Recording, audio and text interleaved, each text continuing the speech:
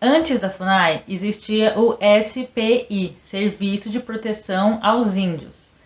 A função desse órgão estatal era proteger os índios, né, como está no nome, então oferecer assistência, saúde, educação, essas coisas. Claro que, quando esse órgão foi criado, lá no começo do século XX, a política indigenista era um tanto quanto problemática, porque tinha essa perspectiva de que tinha que civilizar os povos indígenas e adequar eles à sociedade branca, dominante. Então, essa integração dos indígenas era basicamente submeter eles às normas e comportamentos da sociedade branca. Aquela coisa, eu vou cuidar de você, mas o cuidar de você é basicamente fazer você se comportar como eu acho que tem que se comportar. Mas nem esse projeto civilizador horroroso aconteceu. Aliás, foi o contrário. Mas não o contrário assim, não cuidaram dos índios só. Não. Foi uma coisa horrível. Foi uma coisa péssima. É coisa ruim. É coisa ruim que eu vou falar nesse vídeo hoje. Muito pior do que a legalização de garimpo em terra indígena. Na verdade, a gente pode relacionar algumas políticas que atacam os indígenas hoje com essas atrocidades que aconteceram no passado. E a impunidade disso também. Enfim, eu vou falar sobre o relatório Figueiredo.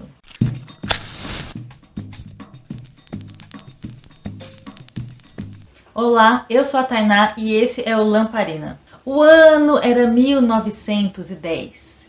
Se cria o SPI, Serviço de Proteção aos Índios. O governo federal, naquele período, uma recém-república o Brasil, tinha a intenção de ocupar o território, especificamente o centro-oeste e o norte do país, pensando também em defesa das fronteiras. Acontece que esse território já estava ocupado por povos indígenas. O SPI passou a organizar então os territórios indígenas a partir dos postos indígenas, que eram unidades do governo federal próximo às aldeias. O SPI era um órgão público, né? Então tinha lá as diretorias, as inspetorias e na ponta de tudo tinha os postos indígenas. Esses postos eram os lugares para efetivar esse processo civilizatório. Um diretor do SPI, chamado Luiz Horta Barbosa, explicou que a intenção não era acabar com os costumes e hábitos e tradições indígenas, mas melhorá-los. Eu vou ler a declaração que ele falou aqui. Interpretação. O serviço não procura nem espera transformar o índio, os seus hábitos, os seus costumes, a sua mentalidade. Conta apenas melhorá-lo, proporcionando-lhes os meios, o exemplo e os incentivos indiretos para isso. Melhorar os seus meios de trabalho pela introdução de ferramentas, as suas roupas pelo fornecimento de tecidos, a preparação dos seus alimentos pela introdução do sal, da gordura e dos utensílios de ferro, as suas habitações, os objetos de usos domésticos, enfim, melhorar tudo quanto ele tem e que constitui o fundo mesmo de toda a existência social. Ou seja, não ia mudar nada, só tudo que tem a ver com a existência, né?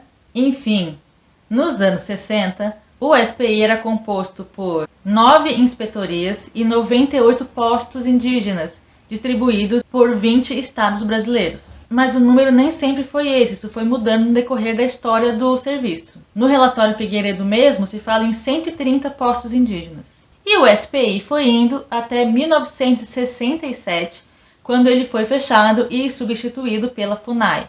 Mas por que fechou, Tainá? O que aconteceu? É aí que entra o relatório Figueiredo.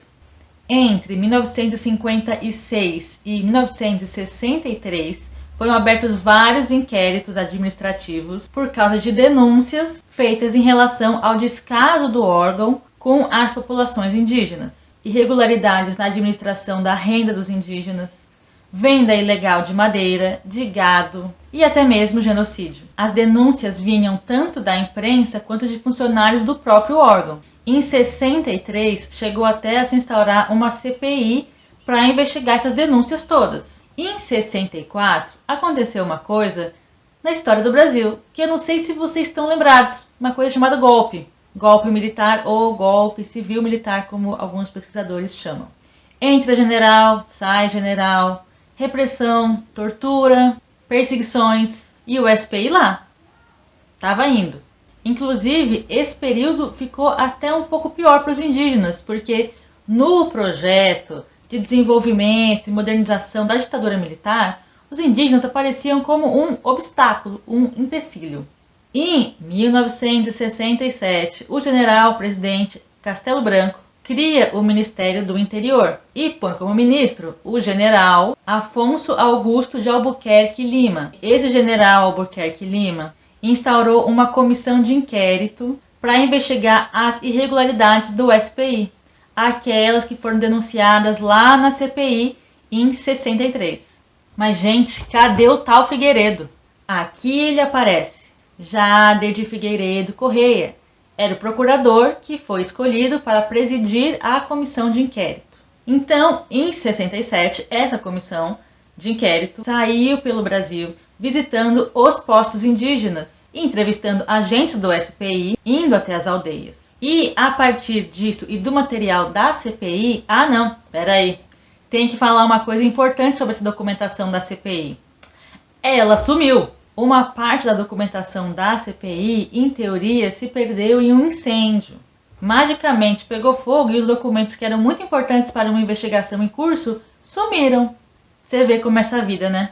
Mas do que sobrou, o Jader Figueiredo foi lá e conseguiu reunir e tal, e fez um trabalho com esses documentos. Então tinha as visitas que ele e a equipe dele fizeram aos postos, mais documentos da CPI de 63. Depois desse trabalho todo, o Figueiredo fez um relatório e entregou esse relatório para o general Albuquerque Lima. Nesse relatório, ele diz: a comissão constatou a geral corrupção e anarquia total imperantes no SPI em toda a sua área, como também através dos tempos. O SPI foi antro de corrupção inominável durante muitos anos.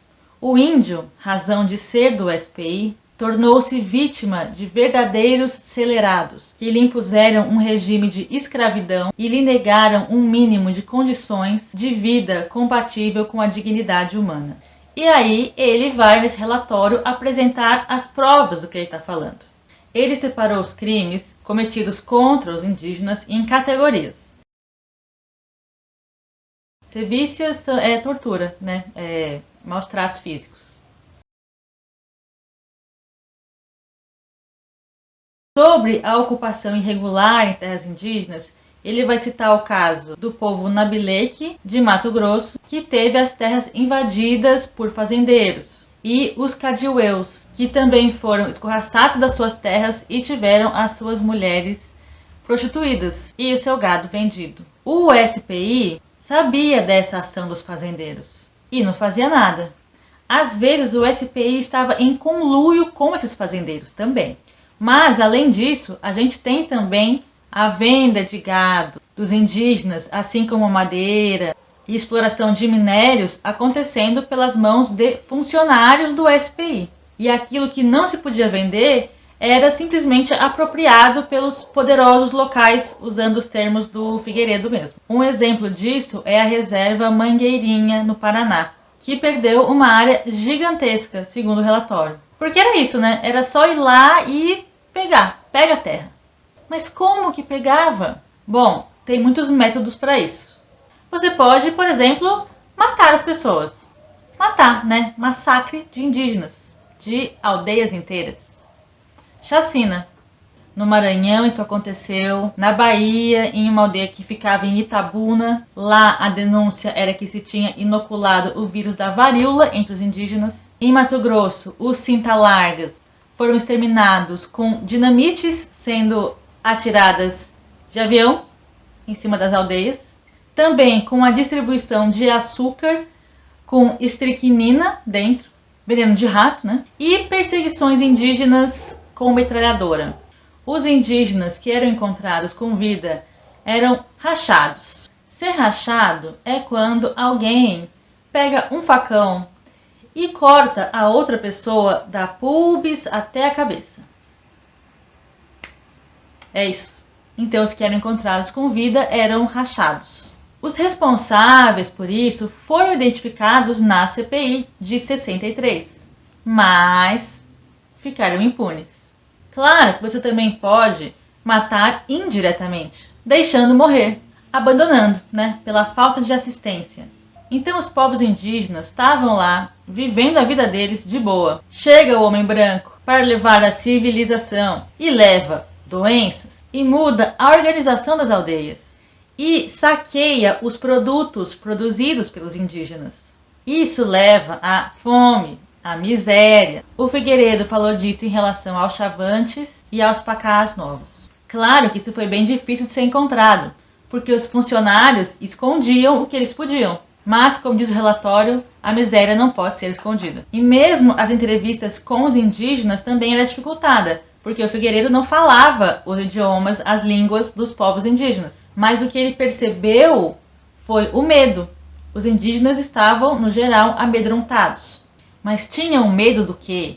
Bom, espancamentos de indígenas, independente da idade, era comum, era rotina. E isso foi identificado em postos indígenas em São Paulo, Mato Grosso, Rio Grande do Sul. Os espancamentos eram feitos tanto por funcionários do SPI, quanto por fazendeiros, garimpeiros, seringueiros. E ainda tinha um requinte de crueldade ali, que é quando obrigavam indígenas a espancarem seus próprios familiares. Então obrigavam um filho a espancar a mãe, o irmão a espancar a irmã, essas coisas.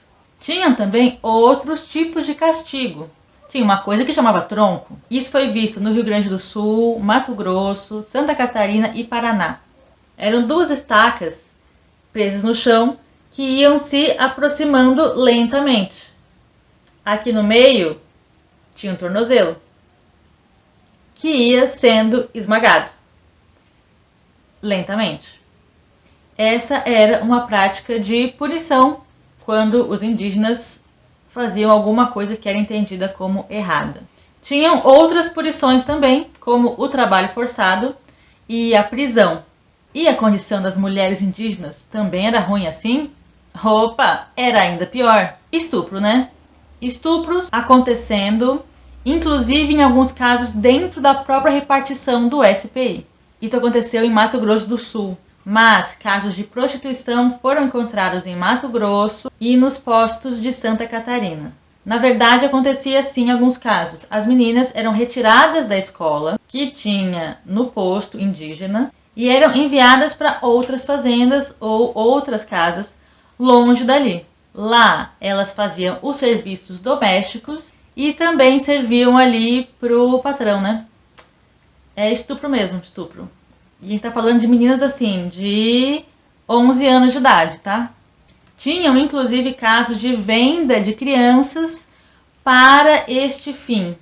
E aí, claro, tem casos de fuga, tem casos de perseguição, tem casos de espancamento e tem casos de morte. O trabalho forçado era também uma forma de punição. Existia um verdadeiro tráfico humano de indígenas, homens e mulheres que eram retirados dos seus lugares e encaminhados para trabalhar em fazendas. Eles eram separados das suas famílias, que eles só iam ver depois de muito tempo, ou às vezes nunca mais iam ver. Mas, além disso, também tem a usurpação do produto do trabalho dos indígenas. Então, eles trabalhavam nos seus roçados, cultivavam suas coisas lá.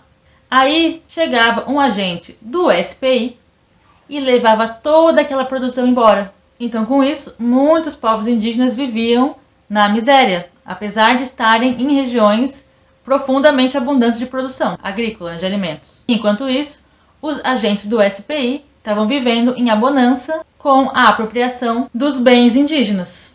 No relatório, o Figueiredo colocou nome por nome dos dirigentes e funcionários envolvidos em todos esses casos e foi detalhando lá o que cada um era responsável.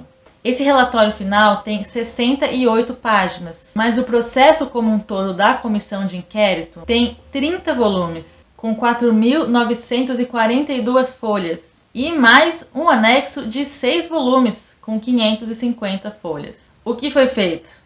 O SPI foi fechado e se criou a FUNAI.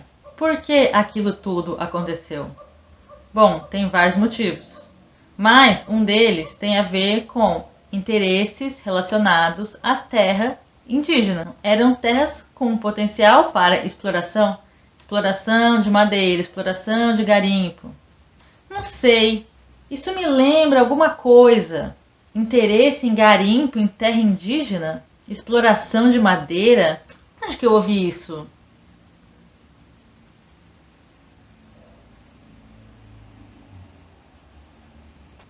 Ataques a indígenas por causa de terra? Não sei, isso parece familiar? Enfim, é isso.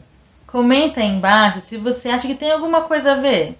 Se por acaso essa história te lembra alguma coisa, comenta aí, vamos conversar. Mas lembra também de curtir o vídeo e compartilhar com outras pessoas para que mais pessoas saibam desse horror.